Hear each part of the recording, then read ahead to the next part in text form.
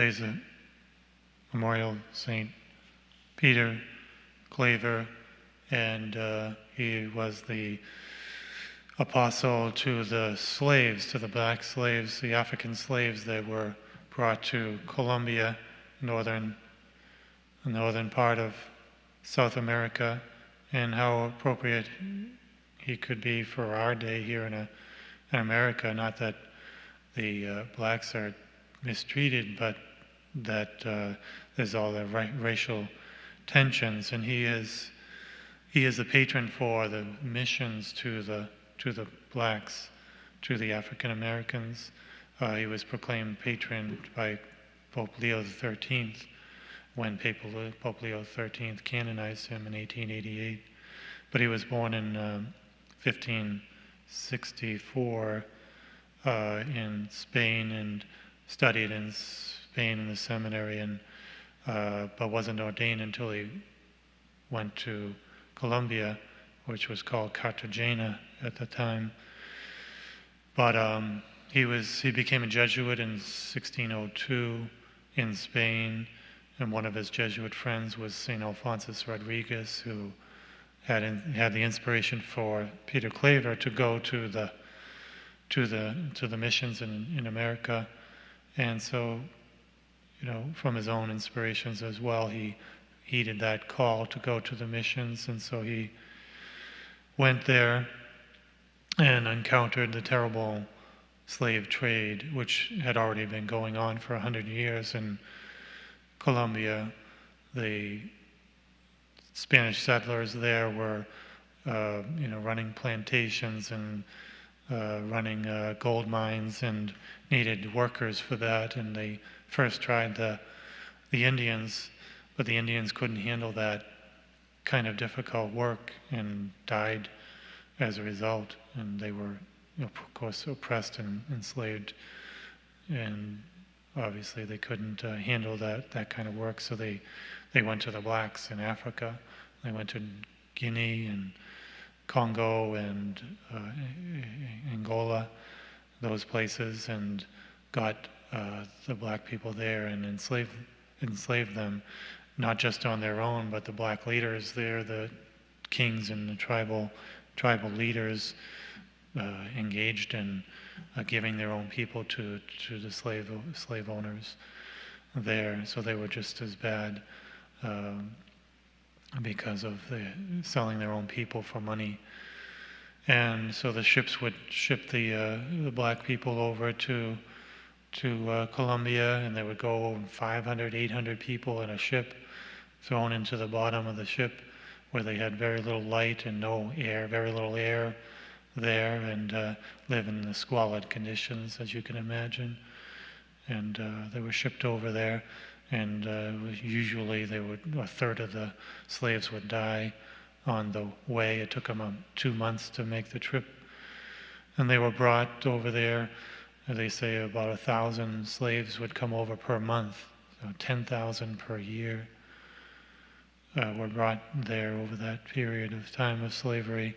And the popes and the missionaries and the moral leaders would speak against this, but they couldn't stop the slave trade because it was too lucrative. So all they could do was try to alleviate the sufferings of the slaves, the black people.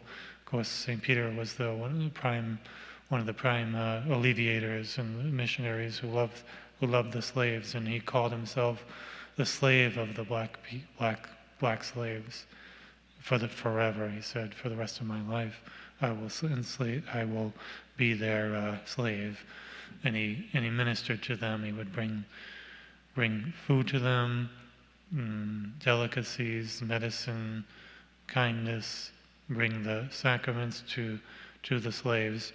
And he would do it right up into the boats. He would go to the boats and, of course, serve their physical needs first and take care of the sick and those who were dying, and try to give them baptism. And he would try to bring baptism to any of the babies that were brought over that survived.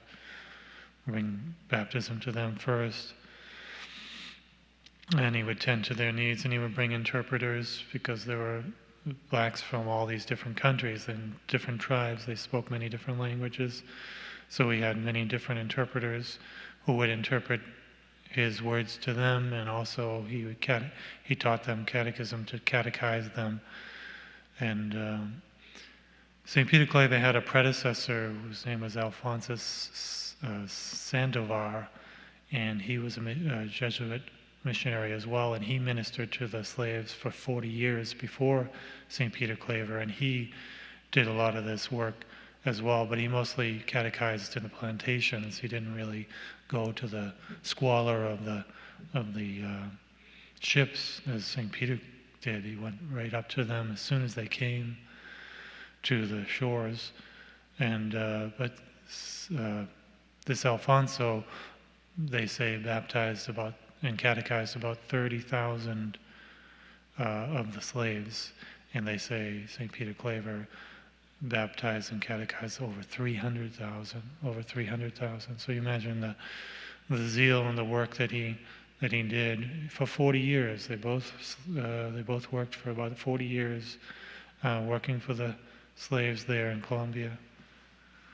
And ironically, St. Peter Claver, at the end of his life, became sick and had a ex-slave take care of him, supposedly take care of him, but he ended up abusing St. Peter, and St. Peter was neglected and pretty much forlorn to his death. In the last few months of his life, he was starved and mistreated by this ex-slave. And he never complained, and he accepted that as penance for his sins. So we have this great missionary to the slaves, and it might be good to mention that to the racial activists of this day, that the life of St. Peter Claver, and that he's the patron to the black people when they're being ministered to. So we ask for some of the spirit of charity from St. Peter Claver, and try to have this charity and bring it into our modern day, and the kind of charity we need to exercise today for our brothers and sisters, especially those in need.